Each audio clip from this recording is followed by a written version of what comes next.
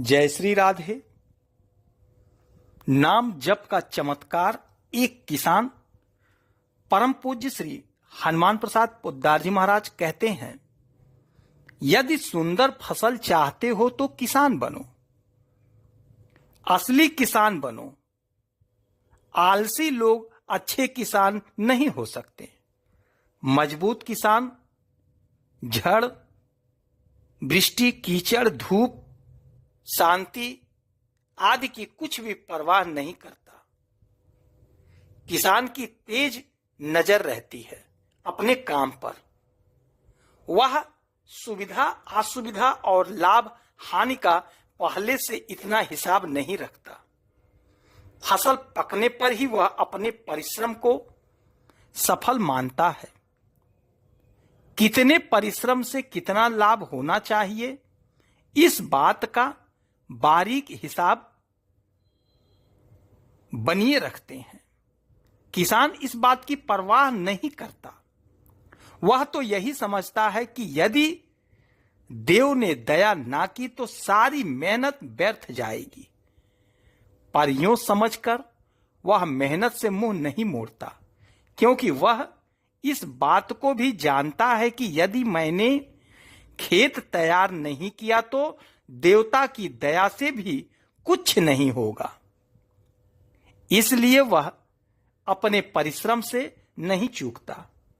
खेत तैयार करने में कभी आलस नहीं करता। उसको इसी में आनंद और शांति रहती है। मेरी भूल से कहीं देवता की दया व्यर्थ न चली जाए, इसलिए वह लगातार महीनों तक प्राणों की बाजी लगाकर मेहनत करता है और देवता की दया के लिए ऊपर आकाश की ओर ताकता रहता है। ईश्वर की दया के लिए वही दावा कर सकता है जो कपट और आलस्य को छोड़े हुए है। आलसी और कपटी मनुष्य किस मुंह से भगवान के सामने दया का प्रार्थी होगा। यदि कोई साल बुरा निकले, पानी की बूंद भी ना बरसे, तो भी वह सच्चा साधु किसान कभी हताश नहीं होता।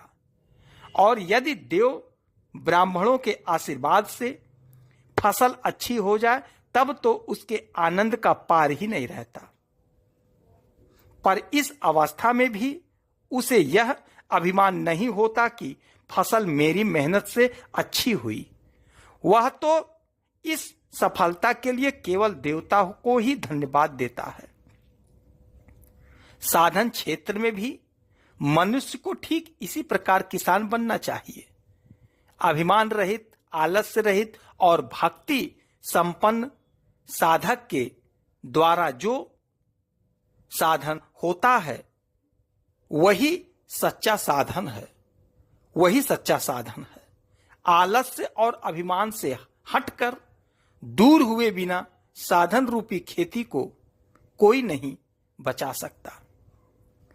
जी तोड़ परिश्रम करते हुए भी फल के संधान को छोड़ना नहीं चाहिए।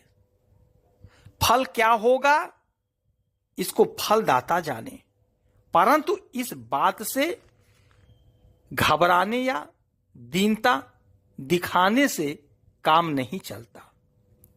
खेती को बचाए रखना चाहिए। हाथ पैर सिकोड़ कर बैठ रहना उचित नहीं। केवल एक यह विश्वास रखना चाहिए कि किसी न किसी दिन तो देवता की दया होगी ही। मेरी तैयारी ना देखकर कहीं उसे हताश होकर लौट जाना न पड़े। जिसके मन में इतना सा बल नहीं है, उसका साधन क्षेत्र में अवतीर्ण होना विडंबना मात्र है।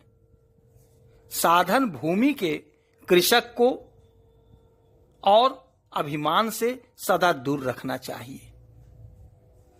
एक दिन नवीन उषा की आलोक छटा से जब दसों दिशाएं भर जाएंगी, जब उस राजाधिराज के पधारने की सूचना में बारंबार गगन भेदी शंख ध्वनि होगी, तब भक्त साधक को विनम्र हृदय से धीरे धीरे उसकी विश्व सभा के एक अलिखित प्रांत में आकर उसकी कृपा प्राप्त करने के लिए आशा लगाकर बैठना होगा। और जब कृपा चाहने वालों की भीड़ कुछ कम हो जाएगी, तब उस भक्त साधक को अपने प्रभु के सम्मुख आकर भक्ति विहल चित्त से उसका आदेश पाने के लिए उसके मनोहर मुख मंडल की ओर ताकना पड़ेगा।